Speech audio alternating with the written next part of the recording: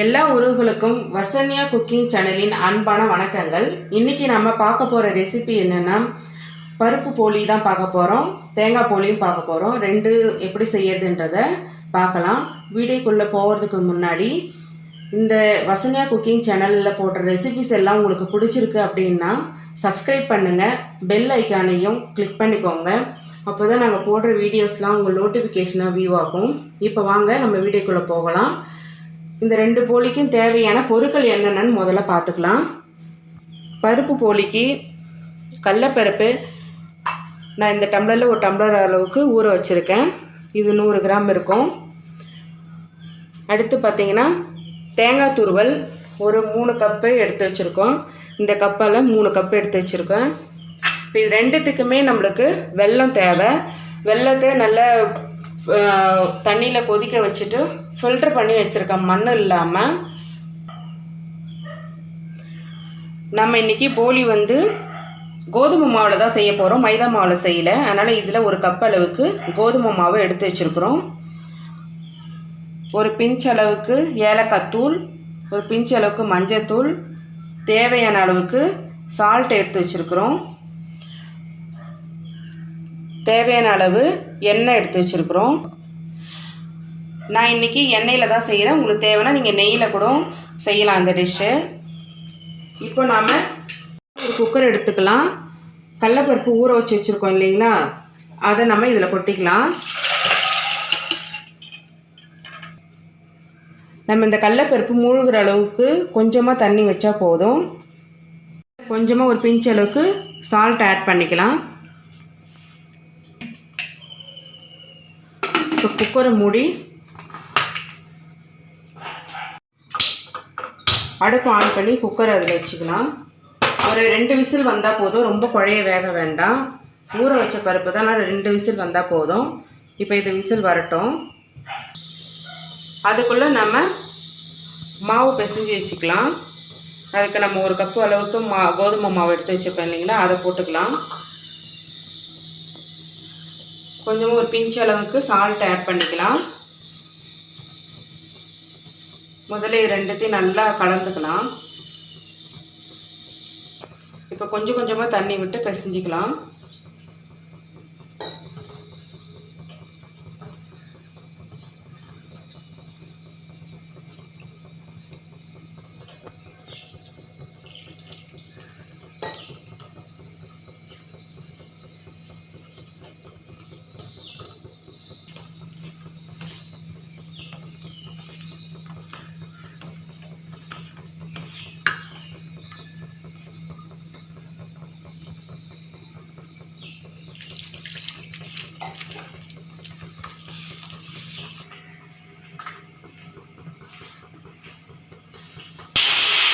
இப்போ cooker whistle வந்துட்டு 2 whistle முடிஞ்சிச்சு. அடுப்பு ஆஃப் பண்ணிக்கலாம்.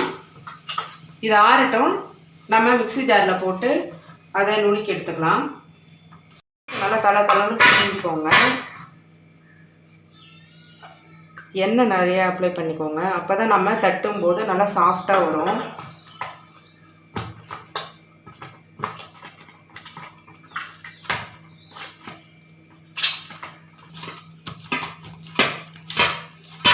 இப்போ நல்லா இந்த அளவுக்கு பிசைஞ்சுக்கோங்க.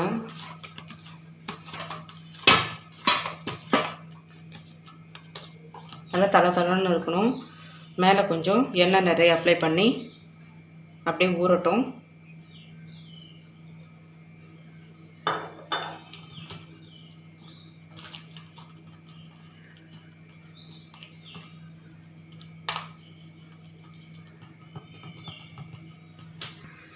மூடி போட்டு ஒரு 1/2 அன் ஹவர் ஊறட்டும். ஆன் பண்ணி ஒரு கடாய் வச்சுக்கலாம்.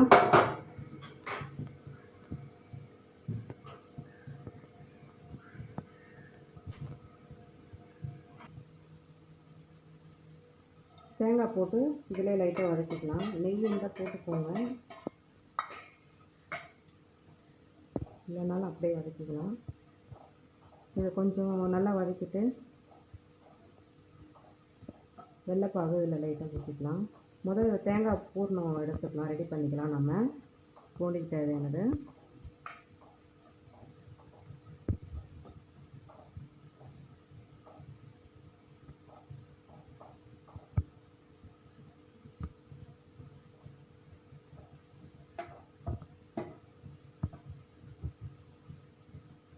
இதில் ஒரு பிஞ்ச் அளவு ஏலக்காய் தூள் போட்டுக்கலாம். ஒரு பிஞ்ச் அளவு சால்ட் ஆட் பண்ணிக்கலாம். அப்போ தான் அந்த ஸ்வீட் நல்லா எடுத்து கொடுக்கும். அதுக்காக தான். ரொம்ப ஆட் பண்ண வேணாம், ஒரு பிஞ்ச் அளவு இருந்தால் போதும்.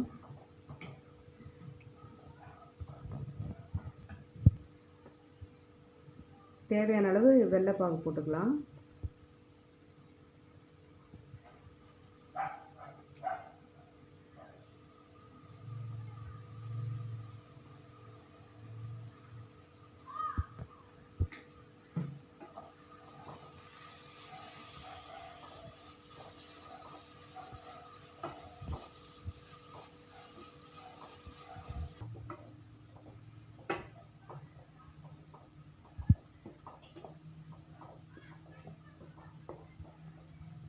அளவுக்கு தேங்காயும் வெல்லமும் நல்லா கலந்ததும் நல்லா இந்த அளவுக்கு மெர்ஜாகி வந்ததும் நம்ம ஒரு பிளேட்டில் மாற்றிக்கலாம். இது கொஞ்சம் ஆறட்டும். அதுக்குள்ளே நம்ம கடலைப்பருப்பு போடணுமோ ரெடி பண்ணிக்கலாம். இதே வானல்லே இதை கொஞ்சம் அப்படியே ஆற வைப்போம். வானல் மடவு அடுப்பில் வச்சுட்டு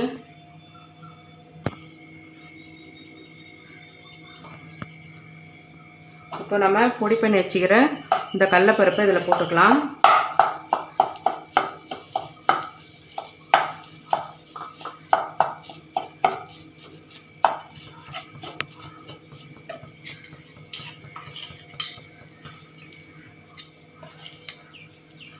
வெல்லத்தையும் இதில் போட்டுக்கலாம். கரைச்சி வச்ச வெல்லத்தை நல்லா மண் இல்லாமல் ஃபில்ட்ரு பண்ணி வச்சுருக்கேன். எந்த அளவுக்கு உங்களுக்கு இனிப்பு சுவை தேவையோ அந்த அளவுக்கு வெல்லம் ஆட் பண்ணிக்கோங்க.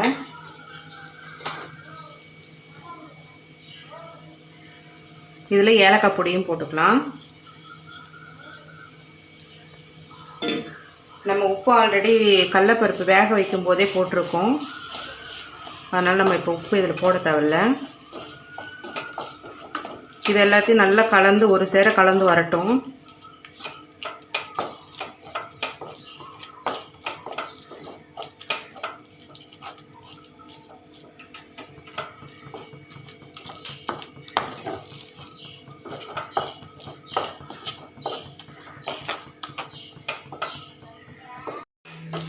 இதளவுக்கு நல்லா தண்ணி வத்துற அளவுக்கு நல்லா கிளறிட்டே இருங்க.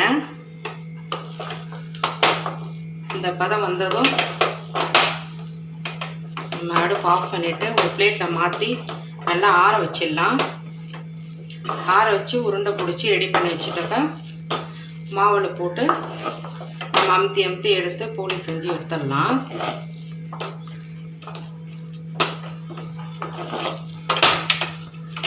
அடுப்பு ஆஃப் பண்ணியாச்சு. இது ஒரு பாத்திரத்துக்கு மாற்றிக்கலாம். இப்போ ஒரு பிளேட்டுக்கு மாற்றியாச்சு.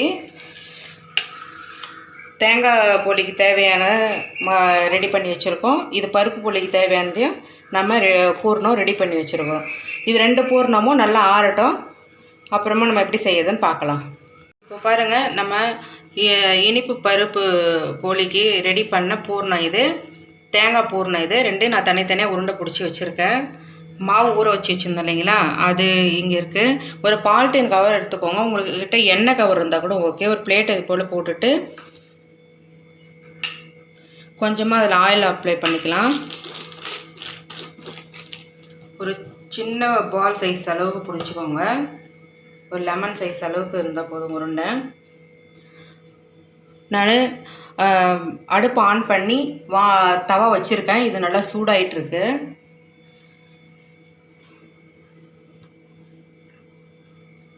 இதில் லைட்டாக எண்ணெய் போட்டுக்கலாம்.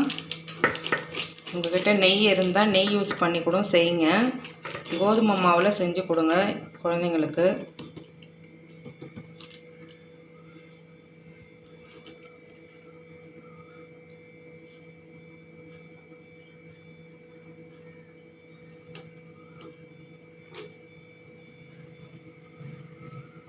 எக்ஸ்ட்ரா உள்ள மாவெல்லாம் எடுத்துடலாம்.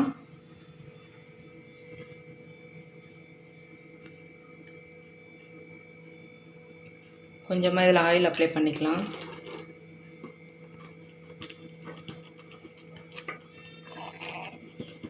உங்களால் எந்த அளவுக்கு முடியுமோ அந்த அளவுக்கு மெலிசாக தட்டிக்கோங்க.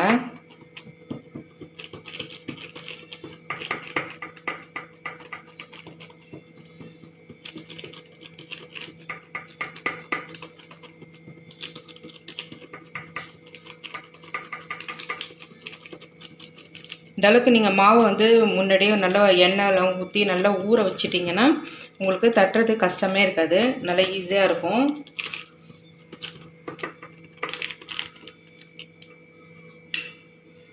இப்போ இந்த தோசைக்கல்ல கொஞ்சமாக எண்ணெய் பண்ணிக்கிறேன். உங்களுக்கு நெய் இருந்தால் நீங்கள் நெய் கூட போட்டுக்கோங்க.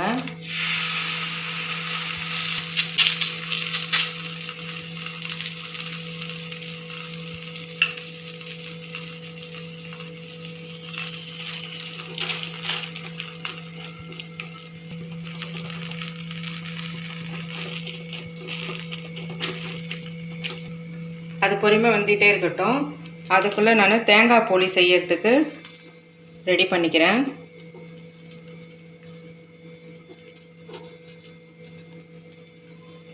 இதில் அதே போல் எக்ஸ்ட்ரா உள்ள மாவெல்லாம் எடுத்துடலாம். ஆயில் கொஞ்சம் நல்லா அப்ளை பண்ணிக்கோங்க. இதுலேயும் லைட்டாக ஆயில் போட்டுக்கோங்க. அதுக்குள்ளே நம்ம அந்த போலியை திருப்பி போட்டுடலாம்.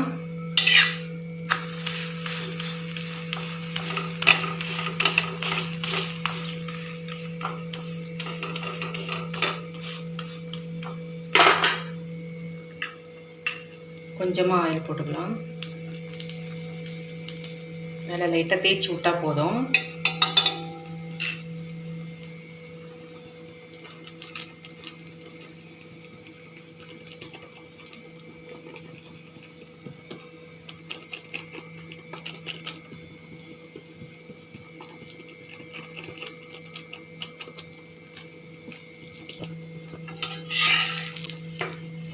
அதை அப்படியே திருப்பி போட்டுக்கோங்க. கொஞ்சம் தீ அதிகமாக மீடியம் ஃப்ளேமில் வச்சுக்கோங்க. ரொம்ப ஃபுல் வேண்டாம், மீடியம் ஃப்ளேம் இருந்தால் போதும்.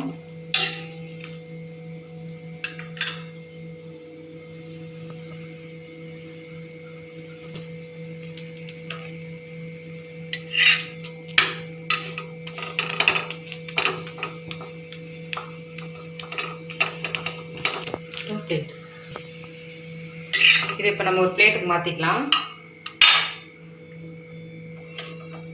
இப்போ கொஞ்சமாக ஆயில் அப்ளை பண்ணிவிட்டு தேங்காய் பொடி தட்டி வச்சுருக்கோம் இல்லைங்களா, அதை எடுத்து போட்டுக்கலாம்.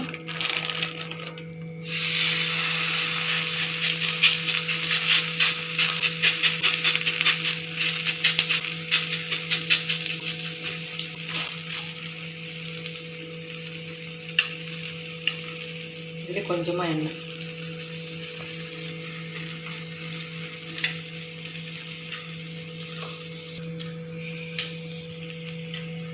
இப்போ கொஞ்சம் திருப்பி போட்டுக்கலாம். தேங்காய் பொலிக்கு அடுப்பு கொஞ்சம் சிம்மில் வச்சே வேக வைக்கலாம். ஏன்னா தேங்காய் வந்து கொஞ்சம் வெளியில் வந்துடும், அதுக்காக தான். அப்புறம் தீஞ்சிரும் மேலே. அதை கொஞ்சம் சிம்மில் வச்சு இதை வேக வைக்கலாம்.